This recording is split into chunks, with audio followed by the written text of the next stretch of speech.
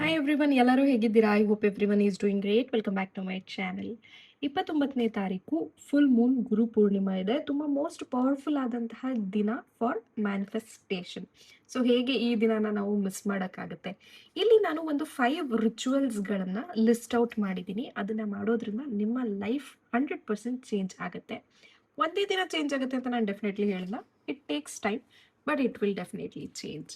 Okay, don't skip the ವಿಡಿಯೋನ ಸ್ಕಿಪ್ ಮಾಡಿಬಿಡಿ. ಈ ಟೆಕ್ನಿಕ್ಸ್ ತುಂಬ ಡಿಫ್ರೆಂಟ್ ಆದಂಥದ್ದು. ಸೊ ನಾಟ್ ಲೈಕ್ 3-3-3 ಟೆಕ್ನಿಕ್ ಆ ಥರದ್ದಲ್ಲ.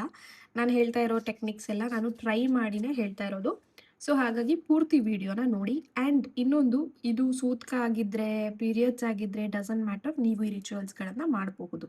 Okay, so first ritual as usual ನಾನು ಹೇಳುವಂತಹದ್ದು ರಿಲೀಸ್ ಟೆಕ್ನಿಕ್. ತುಂಬ ಮಸ್ಟ್ ಡೂ ಅಂತಲೇ ಹೇಳ್ತೀನಿ ಇದನ್ನು. ಸ್ಪೆಷಲಿ ಈ ಬಕ್ ಮೂನಲ್ಲಿ ಮಾಡಲೇಬೇಕಾದಂತಹ ಒಂದು ಟೆಕ್ನಿಕ್ಕು. ಒಂದು ವೈಟ್ ಕಲರ್ ಪೇಪರನ್ನು ತೊಗೊಳ್ಳಿ, ಆ ಬ್ಲ್ಯಾಕ್ ಕಲರ್ ಪೆನ್ನನ್ನು ತೊಗೊಳ್ಳಿ. ನಿಮ್ಮ ಲೈಫಲ್ಲಿ ಏನೇನೆಲ್ಲ ಭಯ ಇದೆ ಅದನ್ನೆಲ್ಲ ಬರೆದುಬಿಟ್ಟು ಆ ಪೇಪರನ್ನು ನೀವು ಸುಟ್ಟರೆ ಆಗೋಯ್ತು. ಆ್ಯಂಡ್ ಆ ಸುಟ್ಟಿರೋ ಪೇಪರ್ನ ಯೂನಿವರ್ಸ್ಗೆ ಬ್ಲೋ ಮಾಡೋ ಹಾಗಿಲ್ಲ, ನಿಮ್ಮ ಮನೆ ವಾಶ್ರೂಮಲ್ಲಿ ಹಾಕಿ ಅದನ್ನು ಫ್ಲಶ್ ಮಾಡಬೇಕು, ನೀರನ್ನು ಹಾಕಿಬಿಡ್ಬೇಕು. ಸೊ ಈ ಒಂದು ಟೆಕ್ನಿಕ್ ಮಾಡೋದ್ರಿಂದ ನಿಮ್ಮ ಮನಸ್ಸಲ್ಲಿರುವಂತಹ ಎಷ್ಟೋ ಒಂಥರ ಲೈಕ್ ಯಾರ ಹತ್ರನೂ ಹೇಳ್ಕೊಳಕ್ಕೆ ಆಗದೇ ಇರುವಂತಹ ಬೇಜಾರು, ನೋವು ಎಲ್ಲ ಈಸಿಯಾಗಿ ಹೊರಟೋಗುತ್ತೆ. ಆ್ಯಂಡ್ ಇದನ್ನು ನೀವು ಈ ದಿನನೇ ಮಾಡ್ಬೇಕಂತ ಏನಿಲ್ಲ. ನಿಮ್ಗೆ ಯಾವಾಗೆಲ್ಲ ಬೇಜಾರು ಅನಿಸುತ್ತೆ, ಯಾವಾಗೆಲ್ಲ ಯಾರ ಹತ್ರನಾದ್ರೂ ಏನಾದರೂ ಶೇರ್ ಮಾಡ್ಕೋಬೇಕು ಆದರೆ ಹೇಳ್ಕೊಂಡ್ರೆ ಅವರೆಲ್ಲ ಅಡ್ವಾಂಟೇಜ್ ತೊಗೋತಾರೆ ಅನ್ನೋ ಭಯ ಇರುತ್ತಲ್ಲ, ಅಂಥವ್ರು ಇದನ್ನು ಎನಿ ಟೈಮ್ ಟ್ರೈ ಮಾಡ್ಬೋದು. ಆ್ಯಂಡ್ ಎರಡನೇ ಟೆಕ್ನಿಕ್ ಬಂದ್ಬಿಟ್ಟು ಗ್ರ್ಯಾಟಿಟ್ಯೂಡ್. ಓಕೆ, ಸೊ ನೀವು ಈ ರಿಲೀಸ್ ಟೆಕ್ನಿಕನ್ನು, ಮೊದಲನೇ ಟೆಕ್ನಿಕ್ ಏನಿದೆಯಲ್ಲ ರಿಲೀಸ್ ಟೆಕ್ನಿಕನ್ನು ದಿನದಲ್ಲಿ ಯಾವ ಟೈಮಲ್ಲಿ ಬೇಕಿದ್ರೂ ಮಾಡ್ಬೋದು. ಈವನ್ ಲೈಕ್ ಚಂದ್ರನ ನೋಡ್ಕೊಂತ ಮಾಡೋಕ್ಕಾದ್ರೆ ಮಾಡ್ಬೋದು. ಆ್ಯಂಡ್ ಸ್ವಲ್ಪ ಮಳೆಗಾಲ ಆಗಿರೋದ್ರಿಂದ ಮಳೆ ಎಲ್ಲ ಬರ್ತಿರುತ್ತೆ, ಚಂದ್ರ ಅಷ್ಟು ಕಾಣ್ತಾ ಇರಲ್ಲ, but that doesn't matter. Okay, ಸಂಜೆನಾದರೂ ಮಾಡ್ಬೋದು. ದಿನದಲ್ಲಿ ಯಾವ ಟೈಮಲ್ಲಿ ಬೇಕಿದ್ರೂ ನೀವು ರಿಲೀಸ್ ಟೆಕ್ನಿಕನ್ನು ಮಾಡ್ಬೋದು. ಇನ್ನು ಗ್ರ್ಯಾಟಿಟ್ಯೂಡ್ ಟೆಕ್ನಿಕ್ಕು ಅಷ್ಟೇ, ದಿನದಲ್ಲಿ ಯಾವ ಟೈಮಲ್ಲಿ ಬೇಕಿದ್ರೂ ನೀವು ಮಾಡ್ಬೋದು. ಏನು ಮಾಡಬೇಕಂದ್ರೆ 3 ಗ್ರ್ಯಾಟಿಟ್ಯೂಡ್ ಬರಿಬೇಕು, 3 ಜನಕ್ಕೆ ಬರಿಬೇಕು. ಓಕೆನಾ? ಸೊ 1, 2, 3 ಜನಕ್ಕೆ ಗ್ರ್ಯಾಟಿಟ್ಯೂಡ್ ಬರಿಬೇಕು. ಆ್ಯಂಡ್ ರೀಸನ್ ಬರಿಬೇಕು, ಯಾಕೆ ನೀವು ಗ್ರ್ಯಾಟಿಟ್ಯೂಡ್ ಹೇಳ್ತಾ ಇದ್ದೀರಾ ಅಂತ. ಫಾರ್ ಎಕ್ಸಾಂಪಲ್, ಗುರು ಪೌರ್ಣಮಿ ಆಗಿರೋದ್ರಿಂದ ನಾನೇನು ಸಜೆಸ್ಟ್ ಮಾಡ್ತೀನಿ ಅಂತ ಹೇಳಿದರೆ, ನಿಮ್ಮ ಗುರುಗಳಿಗೆ ಬರೀರಿ.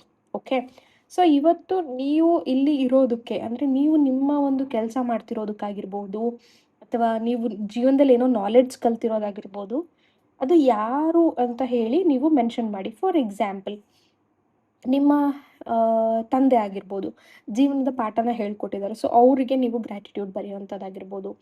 ಆರ್ ನಿಮ್ಮ ಮ್ಯಾಥ್ಸ್ ಟೀಚರ್ ಅಂತ ಅಂದ್ಕೊಳ್ಳಿ, ಇಲ್ಲ ನೀವೇನೋ IT ಜಾಬ್ ಮಾಡ್ತಾ ಇದ್ದೀರಾ, ನಿಮ್ಮ ಮ್ಯಾನೇಜರ್ ತುಂಬ ಸಪೋರ್ಟಿವ್ ಇದ್ದಾರೆ, ಸೊ ಥ್ಯಾಂಕ್ ಯು ಅಂತ ಹೇಳಿ ಅವರ ಹೆಸರನ್ನು ಬರೀರಿ. ಓಕೆನಾ? ಇಲ್ಲಿ ಅವರ ಹೆಸರನ್ನು ಬರೀರಿ. ಆ್ಯಂಡ್ ಯಾಕೆ ನೀವು ಅವ್ರಿಗೆ ಗ್ರ್ಯಾಟಿಟ್ಯೂಡನ್ನು ಹೇಳ್ತಾ ಇದ್ದೀರಾ, thank you so much. For example, Anil ಅಂದ್ಕೊಳ್ಳೋಣ. Thank you so much Anil sir, ನಿಮ್ಮಿಂದಾಗಿ ನಾನು ಇವತ್ತು ಈ ಸೋ ಆ್ಯಂಡ್ ಸೋ ಕಂಪನಿಯಲ್ಲಿ ಕೆಲಸ ಮಾಡ್ತಾ ಇದ್ದೀನಿ, ನಿಮ್ಮ ಪ್ರೋತ್ಸಾಹದಿಂದ, ನಿಮ್ಮ ಸಪೋರ್ಟಿಂದ ಅಂತ ಹೇಳಿ ರೀಸನನ್ನು ಬರೀರಿ. ಇದನ್ನು ನೀವು ನಿಮ್ಮದು ಗ್ರ್ಯಾಟಿಟ್ಯೂಡ್ ಬುಕ್ ಅಂತ ಏನಾದರೂ ಇಟ್ಟಿದ್ರೆ ಅದರಲ್ಲೂ ಬರಿಬೋದು.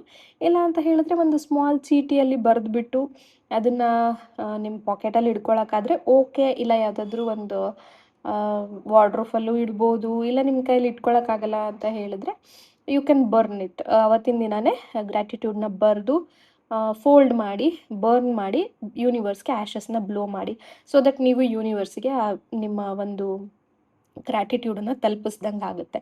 ಓಕೆ, ಸೊ ಇದರಿಂದ ನೀವು ನಿಮ್ಮ ಜೀವನದಲ್ಲಿ ಸಾಕಷ್ಟು ನಾಲೆಡ್ಜನ್ನು ಪಡ್ಕೋತೀರ, ಜೀವನದಲ್ಲಿ ತುಂಬಾ ಎತ್ತರದ ಸ್ಥಾನಕ್ಕೆ ಹೋಗ್ತೀರ. ಜಸ್ಟ್ ಟ್ರೈ ಮಾಡಿ. ಓಕೆ, 3 ಬರಿಬೇಕಂತ ಏನಿಲ್ಲ, ಅಟ್ಲೀಸ್ಟ್ 3 ಬರೀಲೇಬೇಕು ಅನ್ನೋ ರೀಸನ್ಗೆ 3/3 ಅಂತ ನಾನು ಮಾಡಿರೋದು. 3 ಬರಿಬೇಕಂತ ಏನಿಲ್ಲ, ಎನ್ ನಂಬರ್ ಆಫ್ ಬರಿಬೋದು. ನಿಮ್ಗೆ ಎಷ್ಟು ಜನಕ್ಕೆ ಬರೆಯೋಕ್ಕೆ ಸಾಧ್ಯ ಆಗುತ್ತೆ ಅಷ್ಟು ಬರಿಬೋದು. ಆ್ಯಂಡ್ ಗುರುಗಳಿಗೆ ಬರೀಬೇಕಂತ ಏನಿಲ್ಲ, ಎಲ್ಲರಿಗೂ ಬರಿಬೋದು.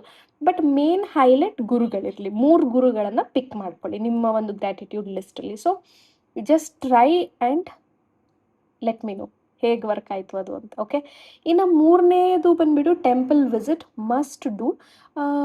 ನೀವೇನಾದರೂ ಪೀರಿಯಡ್ಸಲ್ಲಿದ್ದು ಹೋಗೋಕ್ಕೆ ಇಷ್ಟ ಇದ್ದರೆ ಹೋಗಿ ಬರ್ಬೋದು, ಡಸಂಟ್ ಮ್ಯಾಟರ್. ಬಟ್ ಇಲ್ಲ ನಾನು ಪೀರಿಯಡ್ಸಲ್ಲಿ ಇದ್ದೀನಿ ಹೋಗಲ್ಲ ಅಂತ ಅನ್ನೋದಾದರೆ you can ignore. So temple visit ಗುರುಗಳ ದೇವಸ್ಥಾನಕ್ಕೆ ಹೋಗಕ್ಕೆ ಆಗಲಿಲ್ಲ ಅಂತ ಹೇಳಿದ್ರೆ ನಿಮ್ಮ ಮನೆ ನಿಯರ್ ಬೈ ಯಾವ ದೇವಸ್ಥಾನ ಇದ್ರೂ ಹೋಗಿ ಬನ್ನಿ. ಓಕೆ, ಸೊ ಹೋಗಿ ನಿಮ್ಮದು ಪ್ರೇಯರ್ ಏನಿದೆ ಮಾಡಿ ಕೇಳ್ಕೊಳ್ಳಿ. ನಿಮ್ಮ ವಿಷಸ್ ಎಲ್ಲ ಏನಿದೆ ಕೇಳ್ಕೊಳ್ಳಿ. ಫಸ್ಟ್ ಗ್ರ್ಯಾಟಿಟ್ಯೂಡ್ ಹೇಳಿ. ಓಕೆ, ನೀವು ಫಸ್ಟಿಗೆ ಗ್ರ್ಯಾಟಿಟ್ಯೂಡ್ ಟೆಕ್ನಿಕ್ ಮಾಡಿಬಿಟ್ಟು ಆಮೇಲೆ ದೇವಸ್ಥಾನಕ್ಕೆ ಹೋದರೆ ಇನ್ನೊಂದು ಅಡ್ವಾಂಟೇಜ್ ಏನಂದರೆ ನಿಮಗೆ ಯಾರ್ಯಾರಿಗೆಲ್ಲ ಗ್ರ್ಯಾಟಿಟ್ಯೂಡ್ ಬರ್ದಿದ್ದೀನಿ ಏನೋ ಒಂದು ನೆನಪಿರುತ್ತೆ. ಸೊ ದೇವಸ್ಥಾನಕ್ಕೆ ಹೋಗೂ ನೀವು ಗ್ರ್ಯಾಟಿಟ್ಯೂಡ್ನ ಅಲ್ಲಿ ಒಂದು ಸತ ಹೇಳ್ಬೋದು. ಆ್ಯಂಡ್ ನಿಮ್ದು ಏನೇನು ವಿಷಸ್ ಇದೆ ಅದನ್ನು ಕೇಳ್ಕೊಂಡು ಬರ್ಬೋದು. But temple visit is must. ಓಕೆನಾ, ಸಾಧ್ಯ ಆದರೆ ಆ ಒಂದು ಥರ್ಡ್ ಸ್ಟೆಪ್ಪನ್ನು ಸ್ಕಿಪ್ ಮಾಡಬೇಡಿ. ಇನ್ನು 4ನೇದು ಮೂನ್ ವಾಟರ್. ಎಲ್ಲರಿಗೂ ಗೊತ್ತಿರುತ್ತೆ Moon water and crystal charging also. ಅಲ್ಲಿ ಬರ್ದಿಲ್ಲ. ನಿಮ್ಮ ಕ್ರಿಸ್ಟಲ್ಸ್ಗಳನ್ನು ಚಾರ್ಜ್ ಮಾಡ್ಕೊಳ್ಳಿ. Very very powerful. In case ಮಳೆ ಬರ್ತಾ ಇದ್ರೂ ಕೂಡ ಡೋಂಟ್ ವರಿ, ನಿಮ್ಮ ಕ್ರಿಸ್ಟಲ್ಸ್ಗಳನ್ನು ಇಡಿ. ಓಕೆನಾ, ಟೆರೆಸ್ ಮೇಲೆ ಮಳೆ ಬರ್ತಾ ಇದ್ರು ಕೂಡ ಕ್ರಿಸ್ಟಲ್ಸ್ನ ಇಡಿ. ಲೈಕ್ ಡಬಲ್ ಕ್ಲೆನ್ಸಿಂಗ್ ಥರ ಆಗುತ್ತೆ. ಒಂದು ಮೂನ್ ಲೈಟಲ್ಲಿ ಕ್ಲೆನ್ಸಿಂಗ್ ಆಗೋದು, ಇನ್ನೊಂದು ಮಳೆ ನೀರಿಗೆ ಕ್ಲೆನ್ಸಿಂಗ್ ಆಗೋದು. Very powerful. ಓಕೆನಾ, ಸೊ ಅದು ನೀವು ಮೂನ್ ವಾಟರ್ಗೆ ಒಂದು ಗ್ಲಾಸ್ ಬಾಟಲ್ ಆದರೂ ತೊಗೊಳ್ಳಿ. ಪ್ಲಾಸ್ಟಿಕ್ ಅವಾಯ್ಡ್ ಮಾಡಿ ಅಂತ ತುಂಬ ಸತಿ ಹೇಳಿದ್ದೀನಿ. ಸೊ ಗ್ಲಾಸ್ ಬಾಟಲ್ ತೊಗೊಳ್ಳಿ, ಅದರಲ್ಲಿ ನೀರು ತುಂಬಿಸ್ಬಿಟ್ಟು ಅದನ್ನು ಕೈಯಲ್ಲಿ ಹೋಲ್ಡ್ ಮಾಡಿ ನಿಮ್ದು ಏನೆಲ್ಲ ಆಸೆ ಇದೆ ಅದನ್ನು ಹೇಳಿಬಿಟ್ಟು ಆಲ್ರೆಡಿ ಆಗಿರೋ ಥರ ಹೇಳಬೇಕು. ಓಕೆ, ಸೊ ಆಲ್ರೆಡಿ ಆಗಿರೋ ಥರ ಹೇಳಿ ಚಂದ್ರನ ಬೆಳಕಿನ ಕೆಳಗೆ ಇಡಿ. ಆದಷ್ಟು ಲೈಕ್ ಬೆಳಗ್ಗೆ ಸೂರ್ಯ ಉದಯ ಆಗೋದ್ರೊಳಗೆ ತೊಗೊಂಡ್ಬಿಡಿ. ನಮ್ಗೆ ಅಷ್ಟೊತ್ತಿಗೆ ಎದ್ದಾಳಕ್ಕಾಗಲ್ಲ ಹಾಗೆ ಹೇಗೆ ಅಂತೆಲ್ಲ ಇದ್ದರೆ ನೀವು ಅವಾಗೇ 1 hour ಬಿಟ್ಟು ತೊಗೋಬಹುದು. ಅದೇನು ಅಷ್ಟು ಮ್ಯಾಟರ್ ಆಗಲ್ಲ. ಅದ್ರ ಮೇಲೆ ಆಲ್ರೆಡಿ ಮೂನಿನ ಎನರ್ಜಿ ಬಂದಿರುತ್ತೆ. ಸೊ ಕ್ರಿಸ್ಟಲ್ಸ್ ಅಂದಿದ್ದೆ ನೆನಪಾಯಿತು. ನಿಮ್ಗೆ ಏನಾದರೂ ಕ್ರಿಸ್ಟಲ್ಸ್ನ ಬೈ ಮಾಡಬೇಕಂತ ಹೇಳಿದ್ರೆ ಕಾಂಟ್ಯಾಕ್ಟ್ ನಂಬರ್ಸ್ಗಳು ಡಿಸ್ಕ್ರಿಪ್ಷನ್ ಬಾಕ್ಸಲ್ಲಿದೆ. ನೀವು ಮಂಜುಳಾ ಅವ್ರನ್ನ ಹಾಗೂ ಪಾರ್ವತಿ ಅವ್ರನ್ನ ಕಾಂಟ್ಯಾಕ್ಟ್ ಮಾಡ್ಬೋದು. ಮೂನ್ ವಾಟರ್ ಮರಿಬೇಡಿ ಯಾರು. Last but not the least ಅಂತ ಹೇಳ್ತಾರಲ್ಲ, 3-3-3 ಮ್ಯಾನಿಫೆಸ್ಟೇಷನ್ ಟೆಕ್ನಿಕ್. ನಾಟ್ ಲೈಕ್ ನೀವು 33 times 3 days ಬರೀರಿ ಅಂತ ನಾನು ಹೇಳಲ್ಲ. ಇದು ಕೆಲವರಿಗೆ ಗೊತ್ತಿರ್ಬೋದು ಈ ಟೆಕ್ನಿಕ್. 10-10-10 ಟೆಕ್ನಿಕ್ ಅಂತ ಮಾಡ್ತಾರೆ. ಬಟ್ ನಾನು ಅದನ್ನು 3-3-3ಗೆ ಮಾಡಿದ್ದೀನಿ. ಬಿಕಾಸ್ ನಾನು ಪರ್ಟಿಕ್ಯುಲರ್ ಆಗಿ ಇದನ್ನು ಮಾಡ್ತಾ ಇರ್ತೀನಿ. ಆವಾಗವಾಗ ಚಿಕ್ಕ ಚಿಕ್ಕ ವಿಷಸ್ಗಳಿಗೆ ಮಾಡ್ತೀನಿ. ನೀವು ಅಷ್ಟೇ ನಿಮ್ಮ ಬಳಿ ಚಿಕ್ಕ ಚಿಕ್ಕ ವಿಷ್ ಇದ್ದರೆ ಮಾಡ್ಬೋದು. ಇಲ್ಲ ಅಂತ ಹೇಳಿದ್ರೆ ನಿಮ್ಮ ಹತ್ರ ಇರುವಂತಹ ಕೇವಲ 3 ವಿಷಯನ ನೀವು ಬರೀಬೇಕು. ಓಕೆ, ಸೊ ಇಲ್ಲಿ ಎಕ್ಸಾಂಪಲ್ ಕೊಟ್ಟಿದ್ದೀನಿ ನಾನು. ಏನಂತ ಹೇಳಿದ್ರೆ ಫಸ್ಟ್ ನಿಮ್ಗೆ ಏನು ಬೇಕು. ಓಕೆನಾ, ಸೊ 3 ಅಂತ ನೀವು ಬರೆಯೋ ಅವಶ್ಯಕತೆ ಇಲ್ಲ. ಜಸ್ಟ್ ಒಂದು ವೈಟ್ ಪೇಪರನ್ನು ತೊಗೊಳ್ಳಿ. ಆ್ಯಂಡ್ ಬ್ಲೂ ಕಲರ್ ಪೆನ್ ಆದರೂ ತೊಗೋಬೋದು, ಇಲ್ಲ ಆರೆಂಜ್ ತೊಗೋಬಹುದು. ಓಕೆ, ಬ್ಲ್ಯಾಕ್ ಒಂದು ತೊಗೋಬೇಡಿ. ಬ್ಲೂ ಅಥವಾ ಆರೆಂಜ್ ಪ್ರಿಫರ್ ಮಾಡಿ. ಈವನ್ ಯೆಲ್ಲೋ ತೊಗೋಬೋದು, ಯಾಕೆಂದರೆ ಅವತ್ತು ಗುರು ಪೌರ್ಣಿಮೆ ಇರೋದ್ರಿಂದ. ಸೊ ಯೆಲ್ಲೋ ಕಲರನ್ನು ತೊಗೋಬೋದು. ಓಕೆ, ಸೊ ನಿಮ್ಮ ವಿಶ್ ಏನು? ಜಾಬ್ ಇರೋರು ಜಾಬ್ ಅಂತ ಬರ್ಕೊಳ್ಳಿ. ಮ್ಯಾರೇಜು ಅಥವಾ ಲವ್ ಬೇಕಾ, ನಿಮ್ದು ಏನಿದೆ ಅದನ್ನು ನೀವು ಬರೀಬಹುದು. ಓಕೆ, ಬಟ್ ಸ್ಪೆಸಿಫೈ ಮಾಡಿ ಯಾವ ಜಾಬ್ ಅಂತ ಹೇಳಿ. ಲೈಕ್ ಫಾರ್ ಎಕ್ಸಾಂಪಲ್ ನಾನು ಜಸ್ಟ್ ಜಾಬ್ ಅಂತ ಬರ್ತಿದ್ದೀನಿ. ಇನ್ ಕೇಸ್ ನೀವೇನಾದರೂ ಲೈಕ್ ಡೆವಲಪರೋ, ಟೆಸ್ಟರೋ ಅಥವಾ ಗೌರ್ಮೆಂಟ್ ಜಾಬಲ್ಲೂ ನೀವು ಏನು ಸ್ಪೆಸಿಫಿಕ್ ಬರೀಬೇಕು. ಓಕೆನಾ, ಏನಂತ ಹೇಳಿ. ಆ್ಯಂಡ್ ಎಕ್ಸಾಮ್ ಬರೀತಿದ್ದೀರಾ ಅಂತ ಅಂದರೆ ನೀವು ಯಾವ ಸ್ಪೆಸಿಫಿಕ್ ಎಕ್ಸಾಮ್ ಬರೀತಿದ್ದೀರಾ ಅದನ್ನು ಬರ್ಕೊಳ್ಳಿ. ಆ್ಯಂಡ್ ಏನು ಆ್ಯಕ್ಷನ್ ತೊಗೋತೀರಾ? ನೀವು ಒಂದು ಜಾಬಿಗೆ ಹೋಗ್ಬೇಕಂದ್ರೆ ಏನು ಆ್ಯಕ್ಷನ್ ತೊಗೋತೀರಾ? ಇಂಟರ್ವ್ಯೂಗೆ ಪ್ರಿಪೇರ್ ಆಗ್ತೀರಾ. ಸೊ ನೀವು ಅದನ್ನು ಬರ್ಕೊಳ್ಳಿ. ನೀವು ಏನೇನು ಮಾಡ್ತೀರಾ? Preparing for interview, applying in LinkedIn, applying in Naukri. So ಅದನ್ನು ಬರೀರಿ. ಸ್ವಲ್ಪ ಬರೀರಿ. 1-2-3 ಸ್ಟೆಪ್ಸು ಬರಿಬೋದು. ಇಲ್ಲ ಒಂದು ಈ ಥರ ಒಂದು ಜಸ್ಟ್ ಬರೆದು ಬಿಡ್ಬೋದು. ಆ್ಯಂಡ್ ಔಟ್ಕಮನ್ನು ಸ್ವಲ್ಪ ಡೀಟೇಲಿಂಗಾಗಿ ಬರ್ಕೊಳ್ಳಿ. ಓಕೆನಾ, ಸೊ ಹೇಗೆ ಅಂತ ಹೇಳಿದ್ರೆ ನಿಮಗೆ ಅದು ಫೀಲ್ ಆಗಬೇಕು. ನಿಮ್ಗೆ ಆಲ್ರೆಡಿ ಜಾಬ್ ಸಿಕ್ಕಿರೋದು ಔಟ್ಕಮ್ ಆಗಿರುತ್ತೆ. ಓಕೆ, ಫಾರ್ ಎಕ್ಸಾಂಪಲ್ ನೀವು ಜಾಬಿಗೆ ಸೆಲೆಕ್ಟ್ ಆಗಿಬಿಟ್ಟಿದ್ರ. ಹೇಗೆ I got selected in job, ನಾನು ಇವಾಗ ತುಂಬ ಚೆನ್ನಾಗಿ ಅರ್ನ್ ಮಾಡ್ತಿದ್ದೀನಿ, 1 ಲಕ್ಷ ರೂಪಾಯಿ ಅರ್ನ್ ಮಾಡ್ತಿದ್ದೀನಿ, ನಾನು ತುಂಬ ಹ್ಯಾಪಿಯಾಗಿದ್ದೀನಿ, ಅದರಿಂದ ನಾನು ಒಂದು ಹೊಸ ಫೋನನ್ನು ತೊಗೊಂಡೆ, ನನ್ನ ಮನೆಯವರಿಗೆ ಗಿಫ್ಟ್ ಮಾಡಿದೆ ಅಂತೆಲ್ಲ ನಿಮ್ಗೆ ಲೈಕ್ ಹೇಗಿರುತ್ತೆ, ನೀವು ಹ್ಯಾಪಿಯಾಗಿ ಫೀಲ್ ಆಗಿಬಿಟ್ಟು ಅದನ್ನು ನೀವು ಬರಿಬೇಕು. ಎಷ್ಟಾದರೂ ಬರಿಬಹುದು. ಓಕೆ, ಸೊ ಹಾಗೆ ಇನ್ನು 2 ವಿಶ್ ನಿಮ್ಮ ಲೈಫಲ್ಲಿ ಏನೇನು ಬೇಕು ನಿಮಗೆ ಅನ್ನೋದನ್ನು ನೀವು ಬರೆದುಬಿಟ್ಟು ಆ ಒಂದು ಪೇಪರನ್ನು ಮಡಚಿಬಿಟ್ಟು ನಿಮ್ಮದು ಮ್ಯಾನಿಫೆಸ್ಟೇಷನ್ ಬಾಕ್ಸ್ ಏನಾದರೂ ಇದ್ದರೆ ಅದರಲ್ಲಿ ಇಡ್ಬೋದು, ಇಲ್ಲ ವಾರ್ಡ್ರೋಬಲ್ಲಿ ಇಡ್ಬೋದು, ವ್ಯಾಲೆಟಲ್ಲಿ ಇಡ್ಕೋಬೋದು. ಇಲ್ಲ ಅಂತ ಹೇಳಿದ್ರೆ ನಿಮ್ಮ ಒಂದು ದೇವ್ರ ಮನೆ ಇದ್ದರೆ ದೇವ್ರ ಮನೇಲಿ ಇಡ್ಬೋದು. ಎಸ್ಪೆಷಲಿ ಯಾರಾದರೂ ಗುರುಗಳು ಇದ್ದರೆ, ಸಾಯಿಬಾಬಾ ಆ ಥರ ಏನಾದರೂ ದೇವ್ರುಗಳು ನೀವು ಇಟ್ಟಿದ್ರೆ, ಪ್ರೈವಸಿ ಇಶ್ಯೂ ಇಲ್ಲ ಅಂತ ಹೇಳಿದ್ರೆ ಆ ಗುರುಗಳದ್ದು ಮೂರ್ತಿ ಕೆಳಗೆ ನೀವು ಇಡ್ಬೋದು.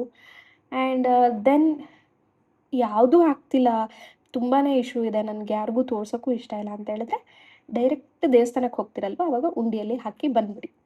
ಸೊ ಇದನ್ನು ಎನಿ ಟೈಮ್ ಮಾಡ್ಬೋದು. ಈ ಫಿಫ್ತ್ ಮ್ಯಾನಿಫೆಸ್ಟೇಷನ್ ಟೆಕ್ನಿಕ್ ನಾನು ಏನು ಹೇಳಿದ್ನಲ್ಲ 333 ಎನಿ ಟೈಮ್ ಮಾಡ್ಬೋದು in a day.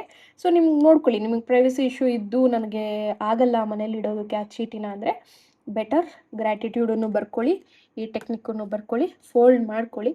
Gratitude ಚೀಟಿನೂ manifestation ಚೀಟಿನೂ ಎರಡೂ ಹೋಗ್ಬಿಟ್ಟು ನೀವು ದೇವಸ್ಥಾನದ ಹುಂಡಿಯಲ್ಲಿ ಹಾಕಿ. ಸೊ ಯಾರು ಲೈಕ್ ದೇವಸ್ಥಾನದಲ್ಲಿ ಓದ್ತಾರೆ ಅದೆಲ್ಲ ತಲೆ ಕಟ್ಸ್ಕೊಂಬೇಡಿ, ಅಲ್ಲೇನು ನೀವು ನಿಮ್ಮ ಹೆಸರನ್ನ ಬರ್ತಿರಲ್ಲ. So that doesn't matter. Okay, ಏನೇ ಡೌಟ್ಸ್ ಇದ್ದರೂ ಕಾಮೆಂಟ್ ಸೆಕ್ಷನಲ್ಲಿ ಕೇಳಿ. ಹಾಗೆ ಕಾಮೆಂಟಲ್ಲಿ 333 ಅಂತ ಕಾಮೆಂಟ್ ಮಾಡಿ ಗುರುವಿನ ಎನರ್ಜಿಯನ್ನು ಕ್ಲೇಮ್ ಮಾಡ್ಕೊಳ್ಳಿ. Okay, thank you.